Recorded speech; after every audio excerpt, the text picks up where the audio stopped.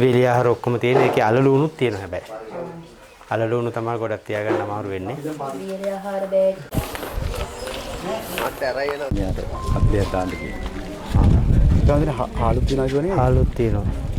හාල් 30ක් විතර දැම්මත් යමන්න. කීයද කිලෝ කීයද දන්නේ? පහේ ඒවා තියෙන්නේ. 30ක් විතර දාන්න. මොකද උනේ? ඈ? මොනවද? අපිට ඉතින් ගෙවල් නැහැ කැඩුනා. ඔක්කොම කැඩුනා. ඔව්. අපිට ඉස්සෙල්ලාම ඉන්නේ කියලා තිබ්බේ ආ ඉස්සෙල්ලා තයින් වෙන්න කියලාද තිබ්බේ? ඉන්නේ කිව්වට ඉතින් අපිට දැන දුන්නේ නැහැ කොහෙද අයින් වෙන්නේ කියලා. අයින් වෙන්න කිව්වට යන්නේ කොහෙද නේ? යන්නේ කියලා අපිට දැන පෙන්වන්න දෙපෑනේ. මේ කට්ටිය දැන් කොහොම වෙලා ඉදී මෙහි දැන් ගමවලට ගිහිල්ලා තියෙන බලන්න එන්න අර. පාරවල් සුද්ධ කරුවානේ. මාත්‍ය අවුරුදු 55ක් ඉන්නවා. 55කට මේ වගේ දෙයකට මුණ දුන්නේ නැද්ද? පොඩ ණය ගියා. සාමාන්‍යයෙන් 55කට ඉහතදී තමයි මේක 55යි. මට අවුරුදු 15ක් විතර ඇති වයස. අපේ දරුවෝ අරන් බෑ මොකද අපි ළමයි අරන් පැන්නේ බොහොම අමාරුයි. අයමත් ඒ තත්ත්වෙට මුහුණ දෙන්න බෑනේ. ඉදිරි කාලේ මොනවද දැන් ළමයිත් අපි නැති වෙයි දන්නේ ඊළඟට. නැත්නම් අපි මේ කන්න බොන්නවත් මෙතන ඉන්නව නෙමෙයි. මොකද නම් අපිට යන්න තැනක් තිබ්බනම් අපි මෙහාට ගියා. ළමයි දුක් විඳින්න බෑනේ අයමත් අය ළමයිට මොනවා හරිනොත් එimhe අපි ජීවත් වෙලා ලකුන් දෙන්නේ. ළමයි ජීවත් වෙලා ලකුන් දෙන්නේ අපි නැතුවේ. අර පළවෙනි පාරට බේරුණා අපිට යන්න බෑ.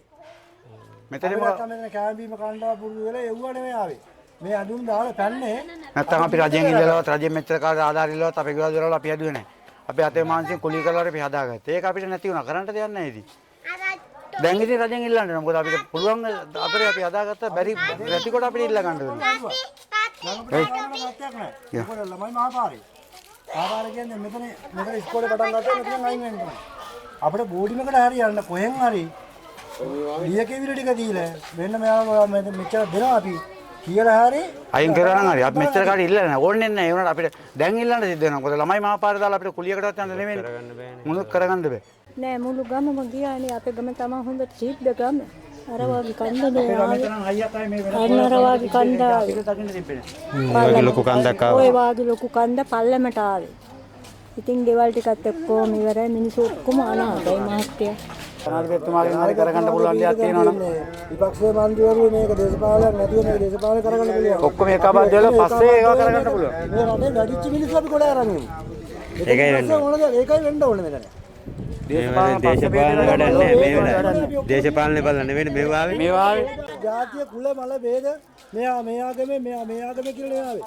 අපි ඔක්කොම එකටයි ගියේ. එකට ගියේ.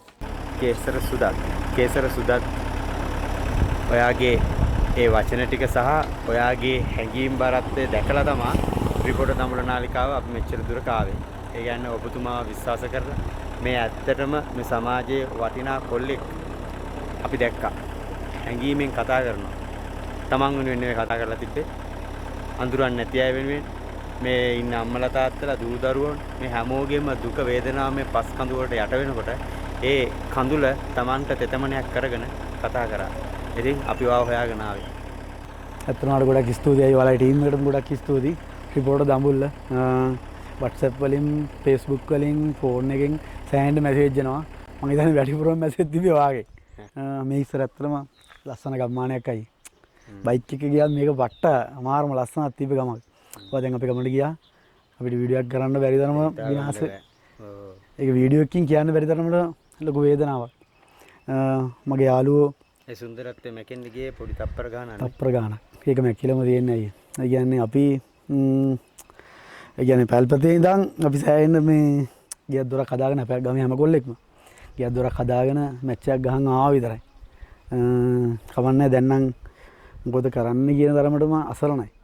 මොකද කරන්නේ මං විතරක් නෙවෙයි අපේ හැම කොල්ලෙක්ම. දැන් උනත් ඒ කඳුරුළු ඔයා ගියානේ කඳුරු ටිකට. කඳුරු වලත් සෑහෙන පිරිසක් ඉන්නවා. දැනට උනත් අපිට කෑම හම්බ වෙන වෙලාවලුත් තියෙනවා නැති වෙලාවලුත් තියෙනවා. අපේ කොල්ල මාර මැච් එකක් ගහනවා දැන් උනත් කඳුරු වල මාර මැච් එකක් ගහනවා. ග්‍රාමසේක මිස්ලා හම්බ වෙනවා. පුළුවන් හැමදේම කරනවා.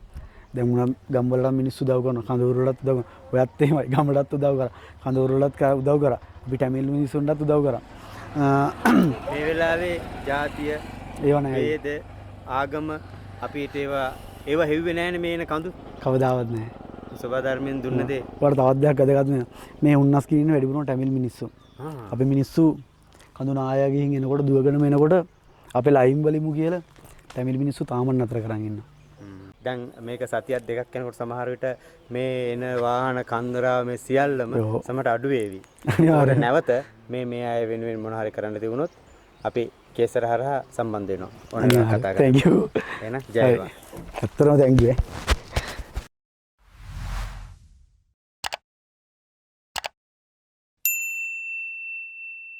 නුගේතන උන්නස්ගිරේ බටහිර කෑල්ල මේක කන්දේ කෑල්ල කියලා තමයි මේ කෑල්ලට කියන්නේ. දැන් හරි. ඇත්තටම අපි ඔක්කොමලා අසරණ වෙලා ඉන්නේ.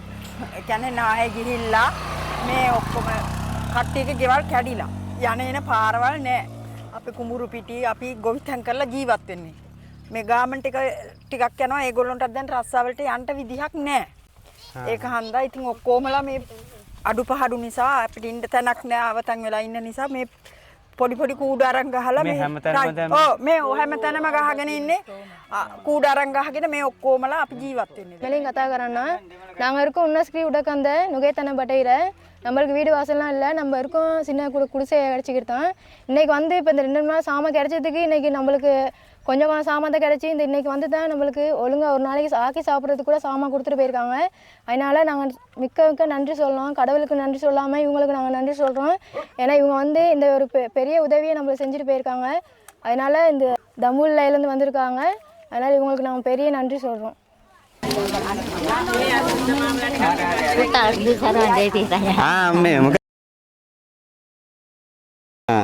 ඉතින් මේ දැන් අවතැන් වුණා. කොහෙද ඉන්නේ දැන්? මේම තමයි ඉන්නේ අපි. දැන් මේ වගේ කූඩාරමක් හදාගත්තද? ඔව් පන්නේ පොඩි වට ඒක පුතා දැන් හදන්න ලී කපන්ට ගියේ.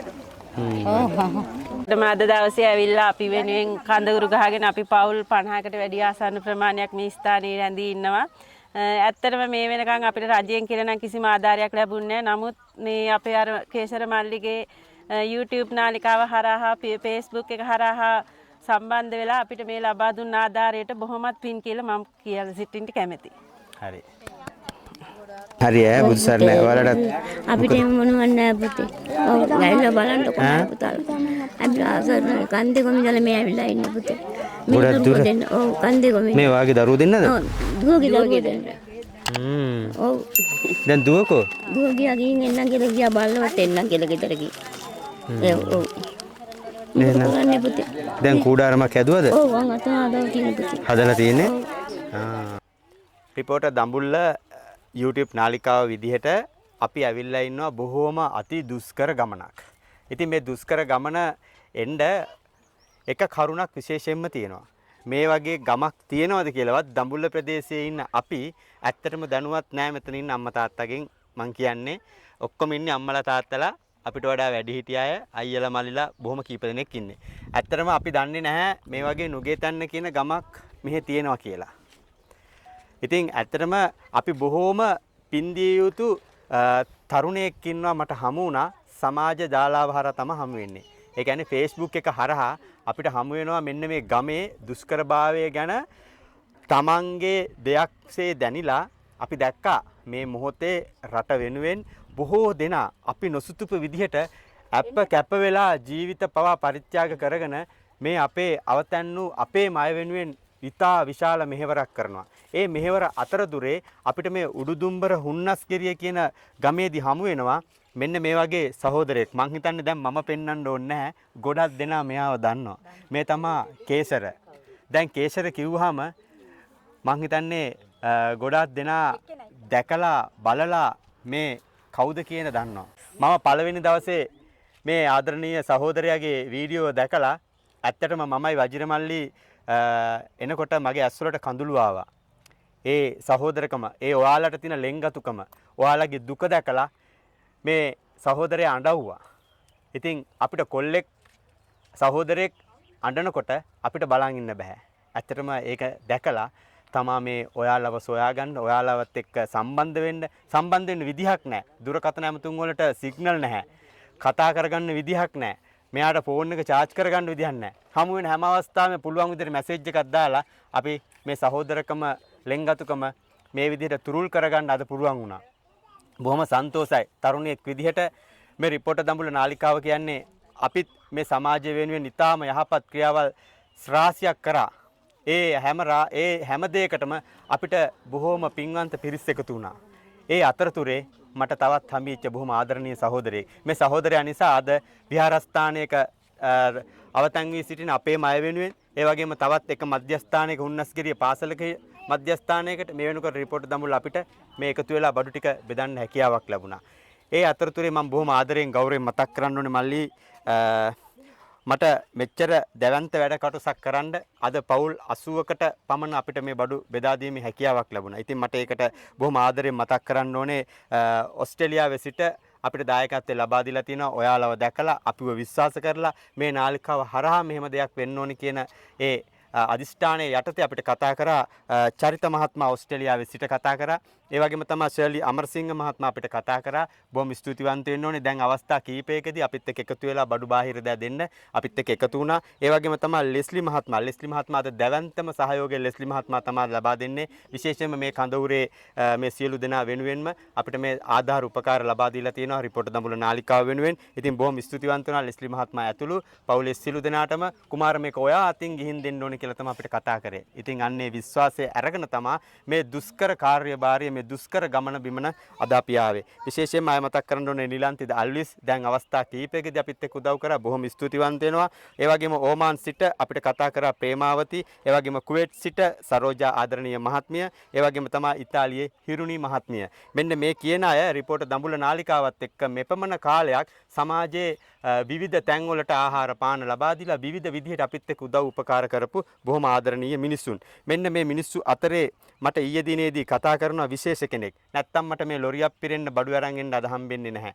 ඉතින් ඇත්තටම බොහොම ආදරයෙන් අද පිළිගන්න ඕනේ අපිට ඕස්ට්‍රේලියාවේ සිඩ්නි සිට කතා කරනවා නිම්මි මහත්මිය. නිම්මි මහත්මිය අබේකෝම් පවුලේ සිළු දෙනාම ඊටාම ආදරයෙන් ගෞරවයෙන් මෙන්න මේ අපේම අය ඉස්සරහා මං ඊටාම ආදරයෙන් ගෞරවයෙන් මතක් කරන්න මේ පළවෙනි පාරට රිපෝටර් දඹුල්ල නාලිකාවට කතා කරලා අපි කරන ඒවා දැකලා අනේ අපෙමුත් මේ ආධාර ටික අරගෙන මේ අපේම අය වෙනුවෙන් ගිහින් දෙන්න කියලා කිව්වා. ඉතින් අපි බොහොම වගකීමෙන් මේ වැඩ කටයුත්තට අපි අද දිනේදී අබේකෝම් පවුලේ සිළු දෙනාම මේ අවස්ථාවට පිළිගන්න ලබනවා. ඒ වගේම තමයි ඔබලා කරන සිළු වැඩ කටයුතු නිම්මි ආදරණීය මහත්මිය ඇතුළු ඔබලා කරන සිළු වැඩ කටයුතු සර්ව ප්‍රකාරයෙන්ම සාර්ථක වේවා. ලෙස්ලි මහත්මයා ඇතුළු මම මේ නම් කියපු සිළු දෙනාටම ඔබේ සියලු වැඩ කටයුතු සාර්ථක වෙන්න ඕනේ. තවත් මේ වගේ සමාජයේ උණු වෙන හදවත් එක්ක එකතු වෙලා අපිට මෙතනින් මේක නිමා කරන්න බෑ. දැන් අපි දකිනවා මේ හැම තැනම කූඩාරම් ගහ ගන්නවා. මේ හොඳට ජීවත් වෙච්ච මිනිස්සු, තමන්ගේ හයිය හත්තියෙන් ජීවත් වෙච්ච මිනිස්සු, මේ කාගෙන්වත් දෙයක් ගන්න ඕන මිනිස්සු නෙවෙයි. අපිට දුක වේදනාව තේරෙනවා. ඊතර ඉන්න මේ මං නම් කියපු සිළු දෙනාටත් තේරෙනවා. අන්න ඒක නිසා තමයි අද අපි මේ ඔයාලව හොයාගෙන ආවේ. ඒකට විශේෂම හේතුව මේ කූඩාරමේ ජීවිත කාලෙටම ඔයාලට ඉන්න ඕනේ නැහැ. අපි හිතනවා මේකට බොහොම හොඳ සැලැස්මක් තියෙනවා. රජයක් විදිහටත් අපි දැකලා තියෙනවා මේ වෙනකොට. ඒ හින්දා ඔයාලා දිහා බලයි. ඔයාලට හොඳක් වේවි කියන බලාපොරොත්තුවක් තියෙනවා. නැවත වාරයක් අපිට පුළුවන් හැම අවස්ථාවකම මෙන්න මේ අපි අදාපු තැන් වලින් අපි දැකපු දුෂ්කරම ජීවත් වෙන්නේ ඔන්න ඔය කට්ටිය. ඒක නිසා අපි නැවත වාරයක් අපි බලනවා මේ වීඩියෝ එකෙන් පස්සෙත් ඔබලා වෙනුවෙන් අපිට යමක් කරන්න පුළුවන් නම් ඔබලාට අවශ්‍ය මේ පුංචි දරුවෝ ඉන්නවා. ඒ හින්දා අපි පුළුවන් යමක් කරනවා කියන පොරොන්දුවත් දෙමින් මම බොහොම ආදරෙන් ගෞරවයෙන් මේ අම්මලා තාත්තලාට කියනවා මෙතන අවුරුද්දකට විතර කන්න නැහැ. මාස ගණනාවකට කන්න නැහැ. අපිට පුළුවන් විදිහට අපිට හැකි විදිහට ඔයාලා වෙනුවෙන් සතියකට දෙකකට ආහාර ටිකක් මේ හැමතැනම තියෙනවා. ඉතින් ඔබ සියලු දෙනාටම බොහොම ආදරයෙන් ගෞරවයෙන් ආරාධනා කරනවා. අපි මිනිස්සු විදියට මේ විවසනයක් වෙලා තියෙනවා. අපි හැමෝම දැක්කා. දැන් කවුරුත් අන කොටා ගන්න අවශ්‍ය නැහැ. එකිනෙකාට තරහ වෙන්න අවශ්‍ය නැහැ. මට හම්බුනේ මෙච්චරයි කියලා අපි රණ්ඩු වෙන්න ඕනේ නැහැ. ඔයාලා තමයි මේ ජීවිතේ අපිටත් දඹුල්ලේ අපිට වඩා මුහුණ දුන්නේ මේ කාර්යය වෙනුවෙන්. එතකොට ඔයාලා දන්නවා මේකෙදි කොහොමද මේකට මුහුණ දුන්නේ කියලා. ඇත්තටම අපිට තාම ඒක දැනෙන්නේ නැතුව ඇති. අපිට ඔයාලගේ දුක දැනෙනවා. හැබැයි මේ විවසනයේට මුහුණ දුන්න අය විදිහට ඔයාලා දැන් ජීවිතේ අපිට වඩා ගොඩාක් යථාර්ථමත්ව තේරුම් ගන්න ඕන අය. ඒක නිසා කවුරුත් හිතේ කොහෙවත් කොනකවත් එක පවුලකින් අපිට මේ වෙලාවේ හැටියට දෙන්නේ තුන් දෙනෙක් එන්නේ නැතුව මෙන්න මේ ටික බාර ගන්න කියන ආරාධනාව කරන ගම ඒ වගේම මතක් කරන්න ඕනේ මේ දුෂ්කර කාර්ය මේ නාලිකාවක් විදිහට මට තනියෙන් කිසිසේත්ම කරන්න බෑ මල්ලි. හැමදාම දැන් පවුල් 250 300කට කිට්ටු වෙන්න මේ වෙනකොට ආහාර පාන ලබා දීලා තියෙන මේ විවසනයේදී අපි ඒ ලබා දෙන්න හැම තැනටම මෙන්න මේ ලොරි රථය අපිට ලබා දීලා ආදරණීය සමන්ත මහත්මයා ආදරණීය පුතා අපිට මහා දැවැන්ත සහයෝගයක් ලබා දෙනවා. ඉතින් ඇත්තටම අපි මතක් කරන්න ඕනේ මට මේ ලොරියක් තිබ්බේ නැත්නම් මේ කාර්යය මගේ වාහනේ අරන් එන්න බෑ. මට බඩුමලු 10ක් 12ක් අරන් එන්න පුළුවන්. හැබැයි බඩුමලු 80ක් 100ක් අරන් එන්න අපිට ලොරියක් අවශ්‍යයි. හැමදාමත් මෙන්න මේ පින්කම වෙනුවෙන් මට දැවැන්ත සහයෝගයක් දෙන අපේ ආදරණීය සමන්ත මහත්මයා ඇතුළේ පවුලේ සිළු දෙනාටත් පින් ලබා දෙනවා. ඒ වගේම අද මෙතනට පැමිණලා ඉන්න ආදරණීය බිරිඳ. ඉතින් හැමදාම හේවණල්ලක් වගේ මේ සවිශක්තියක් තියෙනවා අපේ ජීවිතවලට.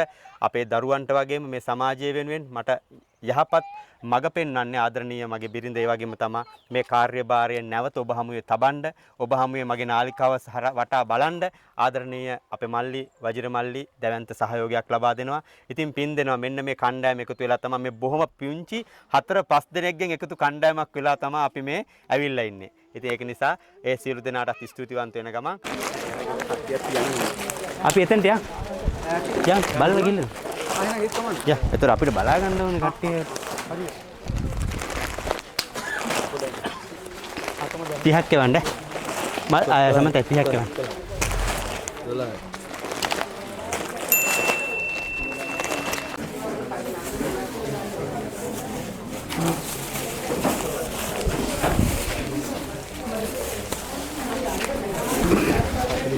මෙතන ඉන්න මිනිස්සු බලලා තමයි හම්බුනේ කියන්නේ 40ක්ම දෙමුද? 41ක් කිව්වේ. හා නෑ 40. 40. ඔව්. බෑග් එක ගන්න. එන 40ම දෙන්න. ඔක්කොම ටික ගන්න.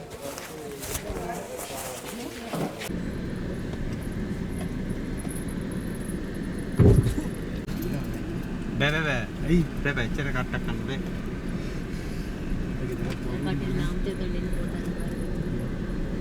අයියේ මෙතන ගමුද